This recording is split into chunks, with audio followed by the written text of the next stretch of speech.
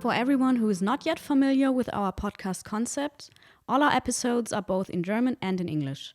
However, we do not translate every part, but we do either record it in English or in German and will then provide a short summary in the respective other language.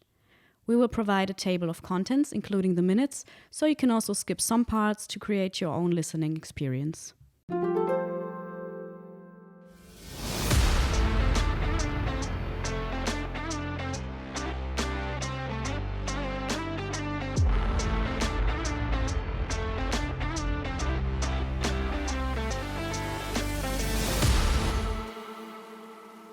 Was verbindest du als erstes mit dem Begriff Reisen?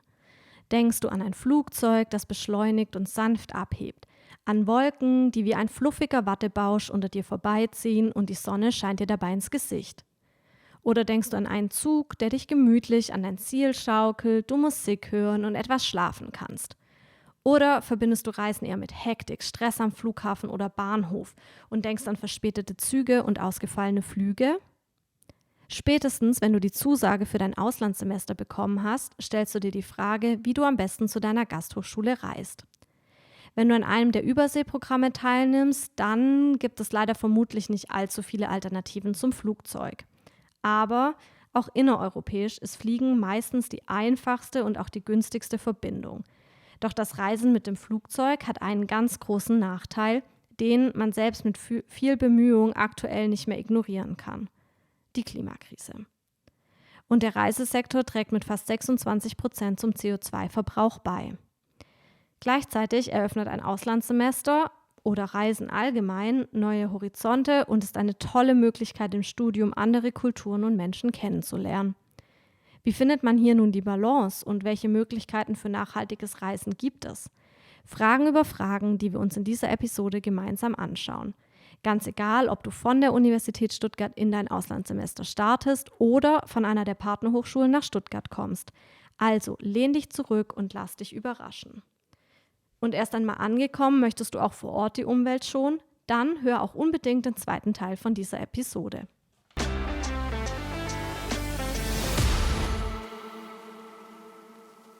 If you are an international student about to start your studies at the University of Stuttgart, or if you are already in a higher semester, in this episode, we will show you how to travel sustainably. We will show you how you can find out if you can travel by train, shared car, or coach to Germany or throughout Europe. If you're also interested in living and studying sustainably and in what you can do in your spare time to save the environment, then make sure to listen to the second part of this episode too. Das haben wir für euch vorbereitet. Wir geben einen Einblick in das Green Top-Up, das ihr beantragen könnt, wenn ihr einen Erasmus-Plus-Austausch macht. We talk to the student-led initiative Erasmus by Train that gives you an insight into traveling sustainably by train. Leonie erzählt von ihrer Reise mit dem Zug quer durch Frankreich. And at the end, we will pass the microphone to students of the University of Stuttgart as they will tell us about their tips on traveling sustainably. Before we start with the first topic, we need to define a few terms. In the following, we will talk about incoming and outgoing students as well as about the Erasmus Plus or the overseas programs. Sometimes there are different specifications depending on the program, so we will explain what we mean by that. Incoming students are students who come to the University of Stuttgart for 1 or 2 semesters and actually study full-time at one of our partner universities abroad. Outgoing students are students who do their entire studies at the University of Stuttgart and during that time go abroad for 1 or 2 semesters. The Erasmus Plus program is an exchange program of the EU, but is often used as a name for all exchange programs. However, we really only talk about the Erasmus Plus program. That means you are studying as an outgoing student at a partner university in Europe, or you are coming from one of our partner universities in Europe. However, there are also a few universities that participate in the international part of the Erasmus Plus program. And last but not least, you are part of an overseas program if you study at one of the partner universities in a non-European country. For example, if you go to or come from Asia, Australia, or the United States. And if you're now unsure which program you belong to, you can always ask for help at the international office by sending an email. Und jetzt noch eine kurze Zusammenfassung auf Deutsch, damit alle auf demselben Stand sind. Incoming-Studierende kommen von einer Partneruniversität im Ausland und studieren 1 oder 2 Semester an der Uni Stuttgart. Outgoing-Studierende studieren Vollzeit an der Uni Stuttgart und gehen dann wiederum für einen kurzen Zeitraum an eine andere Partneruniversität. Das Erasmus-Plus-Programm ist, mit wenigen Ausnahmen, ein Austauschprogramm innerhalb von Europa und die Überseeprogramme gehen dann auf andere Kontinente, wie zum Beispiel Amerika oder Asien.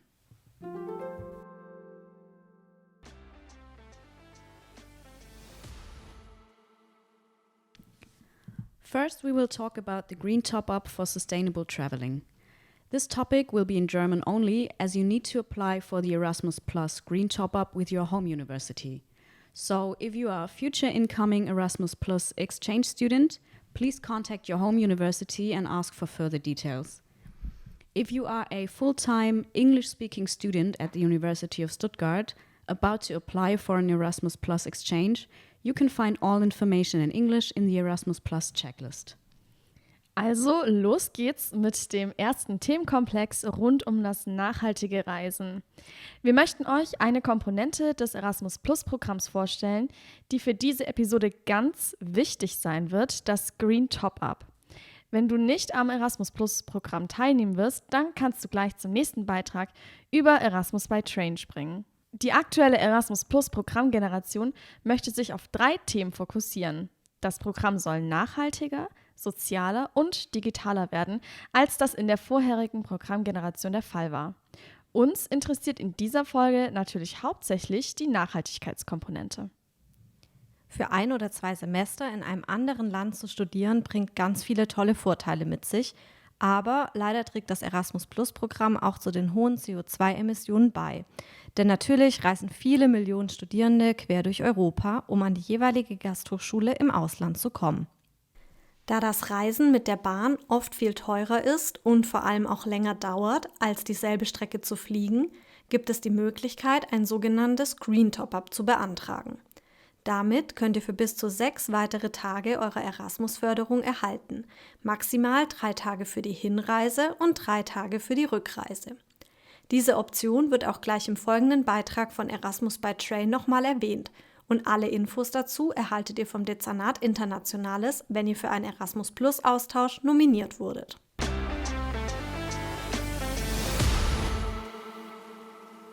Our first guests in this episode are Carl and Maximilian from Erasmus by Train, a student-led initiative that promotes train travel throughout Europe.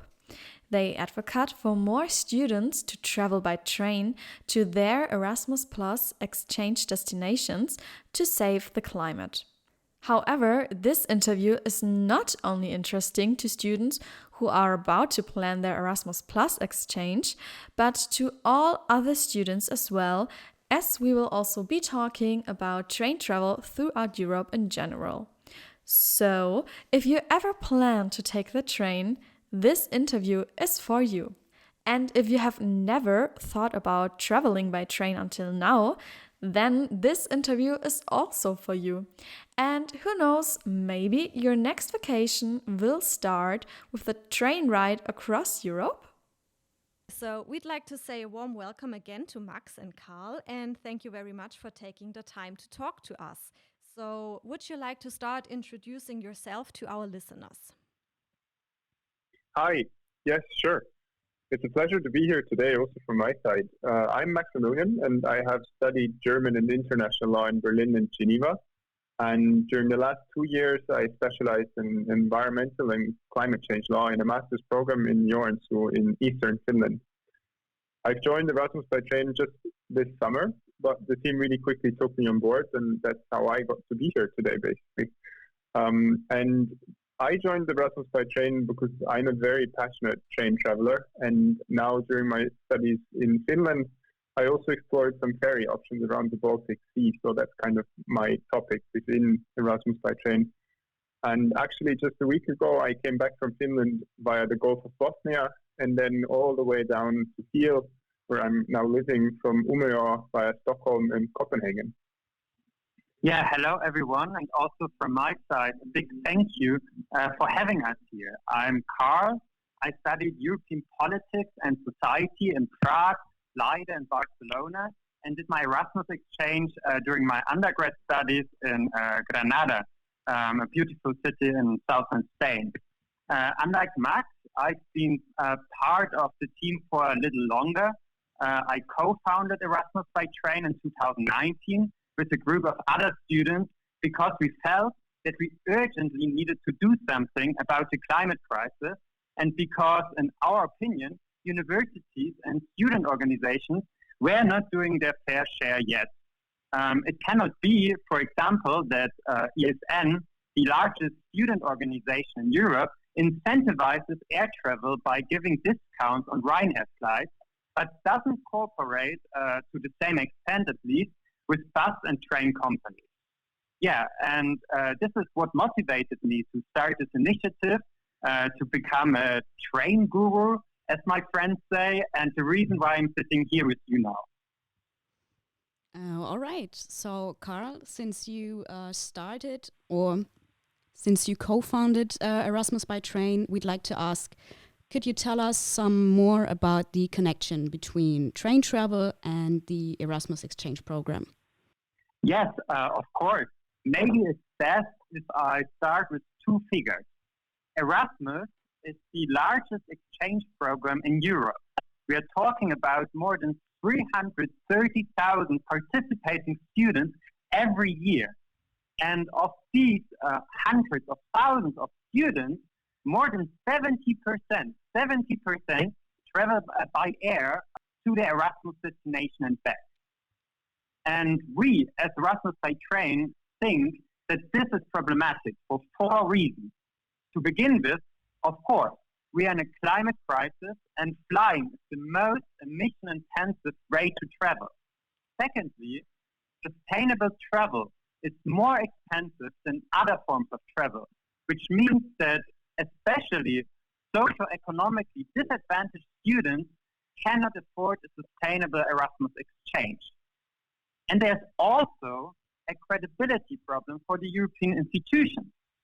I remember very well how the European Parliament declared a climate emergency in 2019, how Ursula von der Leyen announced her European Green Deal.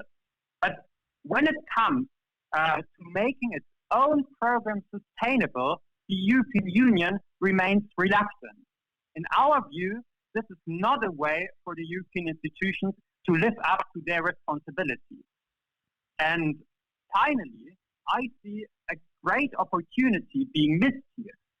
The Erasmus program has been connecting Europe for decades, but a flight from just one big city to another big city hardly contributes to the spirit of togetherness. Students traveling by train miss out on so many landscapes, on so many cities, cultures, languages, and encounters along the way. And yeah, this is why we care about traveling by train and not by plane. And what do you think would be a solution to these problems? Well, our main goal is the following. We want the European Commission to introduce an Erasmus Plus ticket. For my trip from Finland to Germany via Sweden and Denmark, for example, I had to buy at least 3 different tickets. And one of them could only be bought at the counter of the German railway company. Like I had to physically go there and get the printout ticket because I couldn't get the online ticket. Now imagine if you have to do that while you are abroad. You can't just go to the German counter. So with the Erasmus Plus ticket, students could travel to and from their exchange destination as part of the Erasmus grant with a single ticket. Simple, right? Sounds simple, right? So what does Erasmus by Train try to achieve this goal? Well, our work has basically 3 dimensions. The first is political. We try to spread our message as widely as possible. For example, through discussions with politicians at European and national level, with transport companies, but of course also through podcast episodes like this one or newspaper articles. Last year, we wrote a policy paper with ESN together and organized an event at the European Parliament to promote our Erasmus ticket idea, which Max just mentioned. Our second pillar of work is academic. We work together with universities and their international offices, share best practices with other institutions, give talks on sustainable travel to interested students, and so on.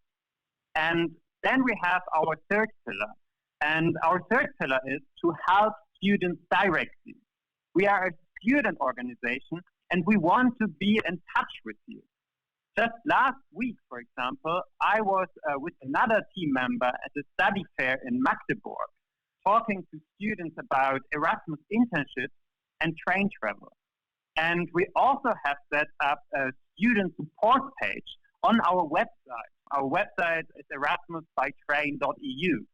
So if you want to start changing your travel habits and don't know how to book the cheapest trains across Europe, take a look at our page, and we are here to help you.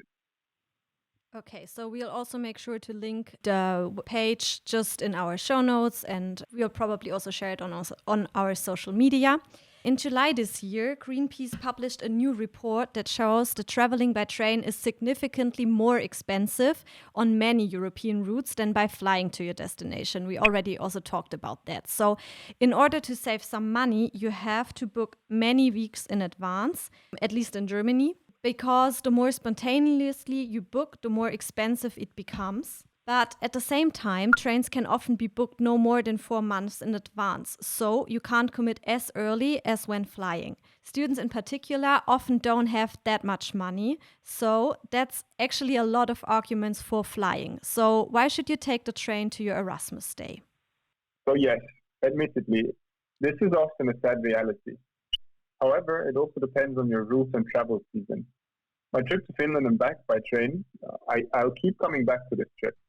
And ferry, for example, was around 70 to 80 euros, cheaper than if I used the plane from Hamburg to Helsinki. And I only booked it 1 month in advance. Therefore, I would always say it is worthwhile to check out other options than just the plane before you choose to fly. You might actually pay more when flying, especially when you book close to your departure, because, and let's be honest, you also need to book your flight early to get a good price, right? So also with planes, flexibility often comes at a price. And secondly, there's also a lot of arguments for the train and quite a few advantages that come with traveling by train compared to flying. The first and maybe most important one for Erasmus Plus exchange is the weight limit. And here we also talk about a different kind of flexibility. In trains, you can take literally what you can carry, while in planes, your luggage must conform to size limits and may not weigh more than 20 kilograms or so. Particularly when you are going to the Nordics, where you want to have skis and winter clothes with you, that's a big thing. For me as a tall person, the added space I enjoy on a train is also a considerable benefit. And let's not forget about free Wi-Fi on board, the liberty to walk around, sockets to charge your phone, phone reception, less noise from the engine, no restrictions on the kind of food and drinks you can take with you, no security control, restaurant cards at times. You get what I mean. I'm a bit of a train romantic. My friends, as I said before, often call me a train guru. So maybe I can add some other aspects. Traveling slowly allows you to really feel the distance between your home university and your Erasmus destination. It allows you to look out of the window, to see the landscape passing by. You can read a book or have a coffee. You can chat with the person next or in front of you. And I think this is a very important aspect of train and bus travel, you can make stops along the way and really get to know some great corners of Europe. I always think, why not have dinner in Vienna, then sleep on the train and have a croissant for breakfast in Paris before you travel to Erasmus, maybe in Spain. So yes, I think the train is, for a lot of reasons, a very good option. And finally, when we talk about prices, because that's the most commonly raised concern, We also should remember that the real issue on Europe's rail tracks is the lack of capacity. Even if prices went down, it would be difficult to accommodate more people simply because there is not enough space, meaning trains and tracks. If you traveled through Germany during the last year, when they introduced the €9 ticket, you understand what I mean. Sometimes you were lucky to get on the train, let alone get a seat. Okay, yeah, sounds convincing actually. So thank you very much. And we have collected a lot of questions from our team. So maybe let's make a quick question round. The first question would be, how do you travel by train if there is an ocean in between? Well, in Denmark, they build tunnels and bridges, but otherwise a ferry can be a good connector between one train and the next, and particularly in the Baltic Sea area. Do you have some tips on how students can plan their rail journey? Yes, of course. As I mentioned before, we have a lot of material on our website, but I can give you some practical tips. The Deutsche Bahn International Journey Planner is very good, in our opinion, at finding connections between any two cities in Europe, even if you don't go to Germany. And for tricky connections, we really like the website The Man in Seat 61, really a great resource. Then, of course, book as early as possible. Check if you can buy tickets from the Czech or Hungarian railways if you are traveling in that region. I didn't know that before. You can actually save a lot of money by doing that. And of course, consider using an Interrail pass. This is often a cheaper option if you go to countries with not so high reservation fees or no reservation fees. Germany, for example. Any tips for students traveling long distances by train? Actually, yes. Always check whether night trains are available. And even if they cost a bit of extra money for the bed or the couchette, it's always worth the price. Anyway, even if you don't spend the extra money and just book a seat, bring earplugs and neck pillow and something to cover your eyes. Otherwise, it's really difficult to find some good rest in a fully lit train. So, if students are interested, where can they get further information about Erasmus by train and how can they get involved? The easiest is certainly to go to our website, erasmusbytrain.eu, that Carl already mentioned. It's not just available in English, but also in German and in French. And you can also find us on Instagram, X, the former Twitter, and LinkedIn. And generally, you can also talk to us in quite a number of languages by now. So really don't be shy to reach out. Yes, and maybe just to add this, we are always looking for new team members. So if you're interested in our work, if you can imagine, contribute to our fight for more sustainable travel in Europe, just contact us. And we are happy to hear from you. Okay, so thank you very much. Our time is already over. Thank you, Maximilian. Thank you, Carl, for taking the time to talk to us, for all those amazing tips. We'll make sure to provide our students with all the links. And so thank you very much. Yeah, thank you. Thank you so much. It was a real pleasure to share a bit of that train journey that we are on. Yeah, thank you also from my side. It was really a pleasure to be here today.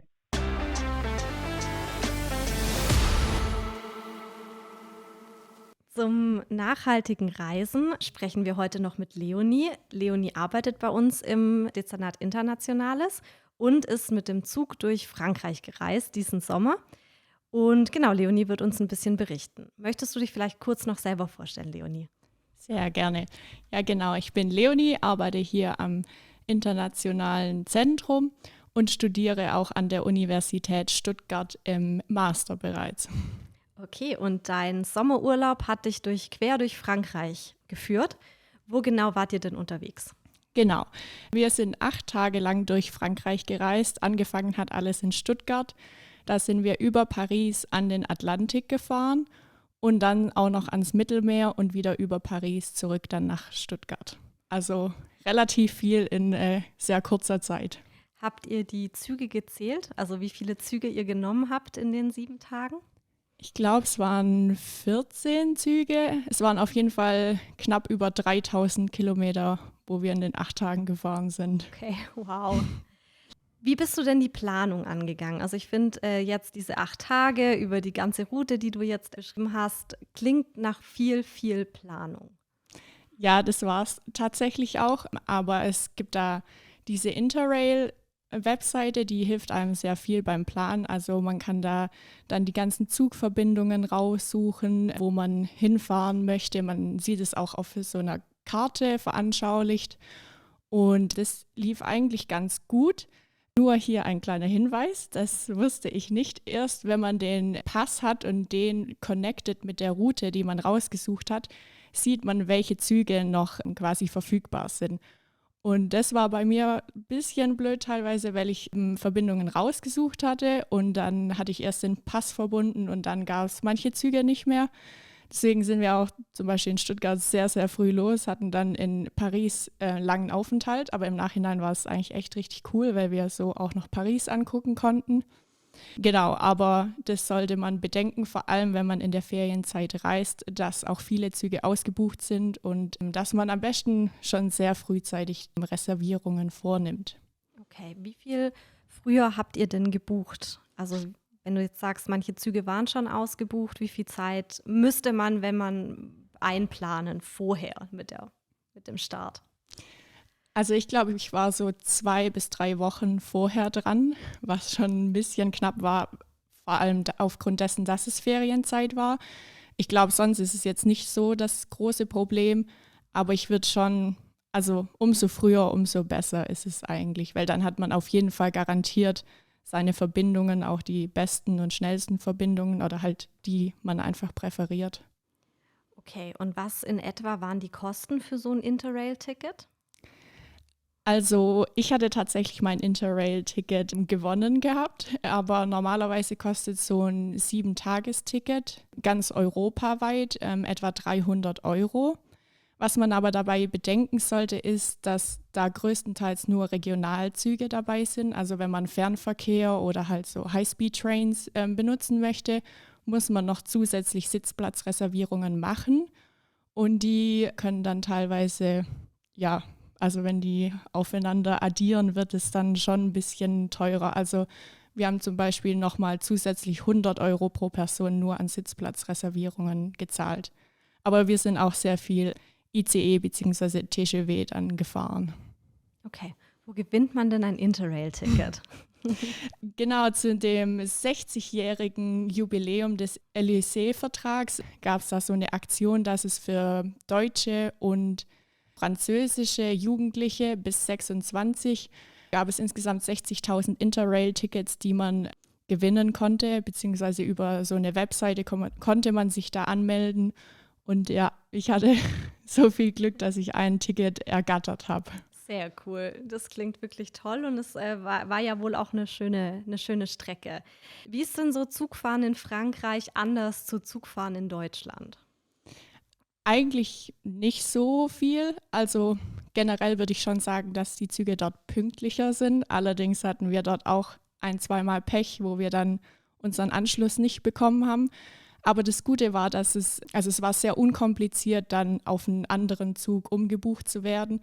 Gerade aufgrund der Sitzplatzreservierungen hatte ich am Anfang ein bisschen Angst, so was machen wir jetzt? Aber das ging komplett problemlos, dass man dann einfach den späteren Zug nehmen durfte. Also ja, an sich war es auf jeden Fall sehr angenehm, immer wenn man dann vor allem im Zug saß. Und eigentlich auch relativ komplikationsfrei. Was waren denn so die Highlights jetzt in diesen 7 Tagen? Also natürlich nicht nur mit dem Zug fahren, aber ihr habt ja auch viele Orte gesehen. Welche Orte habt ihr gesehen? Würdest du die Zugstrecke empfehlen, die ihr gefahren seid? Also es waren eigentlich ziemlich viele Highlights. Also es hat mir sehr viel Spaß gemacht, die Reise. Besonders schön fand ich am Atlantik La Rochelle. Das war auch unser erster Anlaufpunkt, weil es ja einfach so eine kleine, süße Stadt am Atlantik ist. Und Mittelmeer war auch super schön. Da waren wir in Cannes größtenteils, was aber auch schon sehr überlaufen ist, weil es halt so eine populäre Stadt ist, aber war auch super spannend oder super schön mal zu sehen.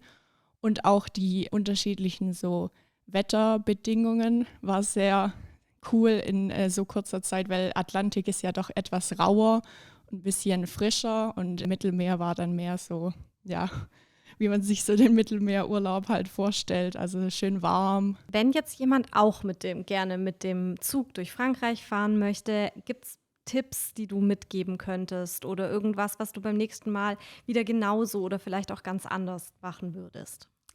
Also als Tipp würde ich auf jeden Fall geben, dass man, wenn man es kann, sich Zeit lassen sollte. Wir waren ja 8 Tage unterwegs und haben, wie gesagt, in den 8 Tagen mehr als 3000 Kilometer mit dem Zug gemacht.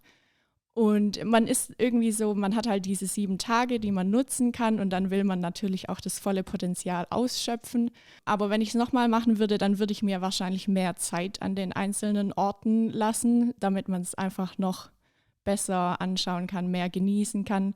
Also ich will nicht sagen, dass ich es nicht genossen habe, aber manchmal war es schon so, oh, schade, voll schön hier, morgen fährt schon wieder der Zug.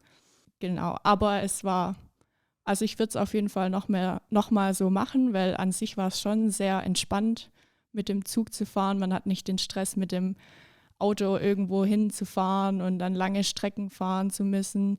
Und alleine wäre sowas schwieriger. Da ist auf jeden Fall Zug eine gute Alternative. Man kann die Zeit ja auch effektiv nutzen. Also ich würde es definitiv nochmal machen. Aber wie gesagt, vielleicht ein bisschen mehr Zeit nehmen. Vielen Dank. Dann auch vielen Dank, dass du dir die Zeit genommen hast, dass du da warst und dass du uns berichtet hast über deine Reise. Sehr gerne. Danke, dass ich da sein durfte.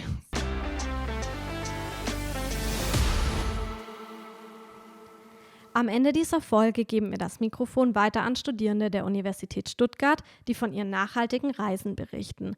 Die Beiträge der Studierenden werden sowohl auf Deutsch als auch auf Englisch sein. Wir sagen an dieser Stelle schon mal Tschüss und vielen Dank fürs Zuhören.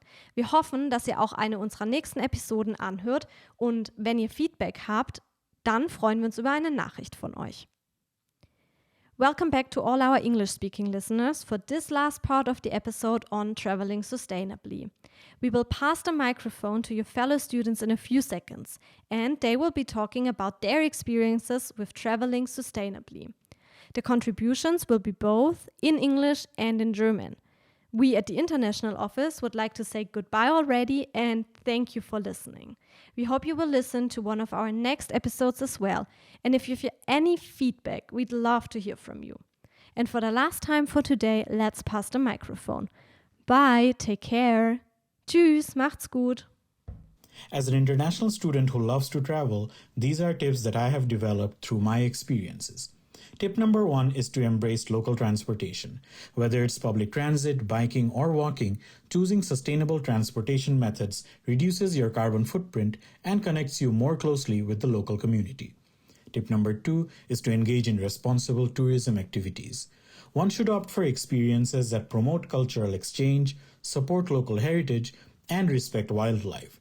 Volunteering can also help in leaving a positive impact. And tip number 3, minimize plastic waste. As a student of the MSc Waste program, I cannot emphasize more on this. Carry a reusable water bottle, utensils, and shopping bags. Avoid single-use plastics to help reduce pollution in your host country and beyond. More importantly, spread the word about sustainable practices and help create a better world.